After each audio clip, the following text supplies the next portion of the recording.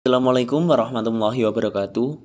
Perkenalkan, nama saya Muhammad Yunur Arifin dari HTNA. Di sini saya akan mempresentasikan tentang asas hukum dan norma hukum. Pengertian asas hukum.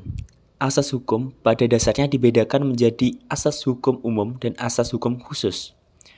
Asas hukum umum adalah asas hukum yang berhubungan dengan seluruh bidang hukum seperti asas restitio integrum, leg posterior degurat legi priori, equality before the law, res judicata prohibited behavior, dan sebagainya. Asas hukum khusus hanya berfungsi atau berlaku dalam bidang hukum yang lebih sempit, seperti bidang hukum perdata, HAM, pidana, dan sebagainya yang sering merupakan penjabaran dari asas hukum yang umum. Adapun kedudukan dan fungsi asas hukum, apabila dalam bidang hukum kita telah sepakat bahwa Pancasila adalah segala sumber hukum negara, maka sudah wajarlah kalau kita membicarakan asas berpendapat bahwa sumber dari segala asas hukum adalah Pancasila juga. Pancasila dipegang teguh sebagai kaidah dasar, sebagai suatu beginsul resti ideologi atau asas ideologi hukum Indonesia. Fungsi asas dalam kaitan bekerjanya hukum yaitu ketika menerapkan hukum, asas-asas hukum berfungsi sebagai fondasi dalam menafsirkan pasal-pasal atau artikel-artikel yang tidak jelas. Memberikan pertimbangan hukum untuk menjustifikasi atau putusannya. Dalam penemuan hukum, hakim dapat memfungsikan asas-asas hukum untuk melakukan konstruksi hukum analogi. Adapun jenis-jenis asas hukum, yang pertama ada asas hukum universal. Asas hukum universal yang dinilai paling fundamental tatanan internal sistem hukum, yaitu asas kebebasan yang diidealkan oleh asas kepribadian, asas cinta kasih yang diidealkan oleh asas kemasyarakatan, asas keadilan yang diidealkan oleh asas persamaan, asas kepatuhan yang diidealkan oleh asas kewibawaan, dan asas pemisahan baik dan buruk. Yang kedua ada asas hukum umum nasional. Asas-asas ini mendasari tata kehidupan suatu negara bangsa, baik kehidupan kenegaraannya maupun kehidupan kemasyarakatannya.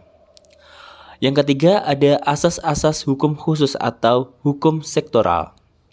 Asas-asas dalam hukum tata negara pertama ditelusuri ada dari Undang-Undang Dasar 1945, dapat dijabarkan pikiran-pikiran dasar yang seharusnya mendasari arah pembentukan dan penegakan hukum positif.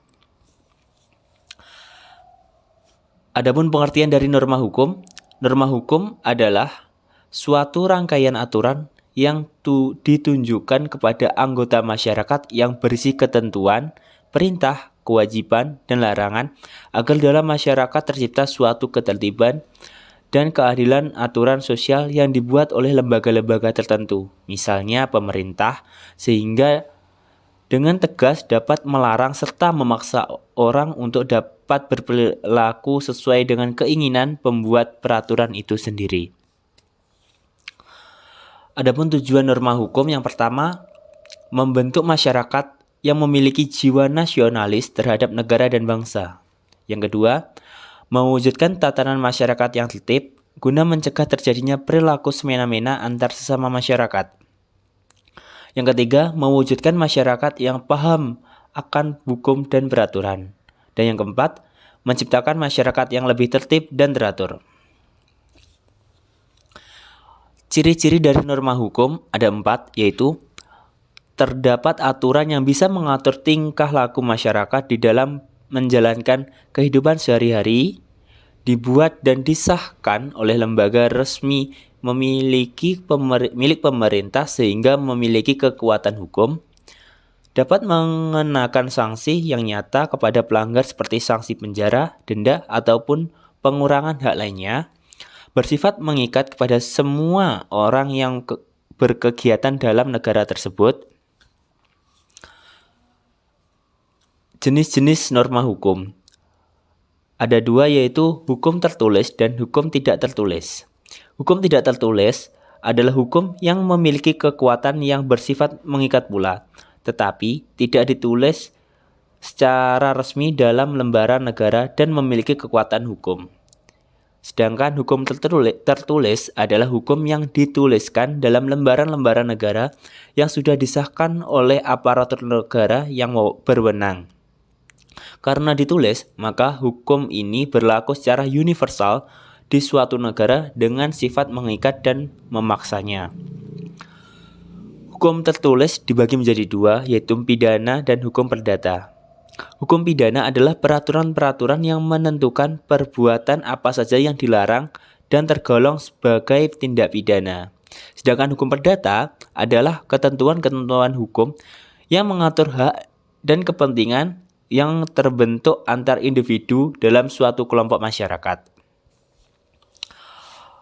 Dan proses terbentuknya norma hukum adalah dalam suatu masyarakat umumnya sudah terdapat norma-norma lain yang berupaya untuk menjaga ketertiban dan menjadi pedoman berkehidupan. Namun, seringkali norma-norma ini tidak diindahkan oleh masyarakat. Hal ini yang melatar belakangi dibentuknya norma hukum, agar terdapat satu norma yang mengikat dan mengatur semua orang. Proses pembentukan norma hukum sebenarnya cukup mudah dipahami. Dan sanksi norma hukum berbeda dengan norma lainnya yang umumnya sanksinya adalah sanksi sosial. Norma hukum dapat memberikan sanksi fisik dan sanksi yang lebih real. Artinya, ada sanksi-sanksi yang diberikan kepada seseorang dan seseorang tersebut harus menerimanya. Berbeda dengan sanksi sosial yang hanya pembatasan akses sosial dan pelayanan oleh kelompok masyarakat. Di sini negara juga dapat membatasi pelayanan negara atau bahkan membatasi kebebasan dari individu tersebut. Adapun contoh norma hukum beserta sanksinya yaitu dari pasal 362 KUHP yang menyatakan bahwa barang siapa yang mengambil sesuatu barang di mana seluruhnya atau sebagian milik orang lain dengan maksud agar akan dimiliki namun secara melawan hukum diancam karena pencurian dengan pidana penjara paling lama 5 tahun atau denda paling banyak Rp900.